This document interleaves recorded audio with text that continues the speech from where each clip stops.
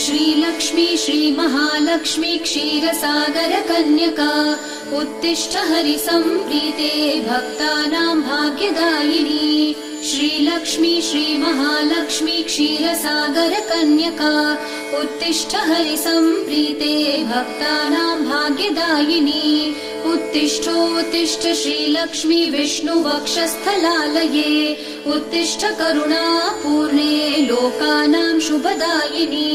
उत्तिष्ठोत्तिष्ठ श्रीलक्ष्मी विष्णुवक्षस्थलालये उत्तिष्ठ करुणापूर्णे लोकानां शुभदायिनी।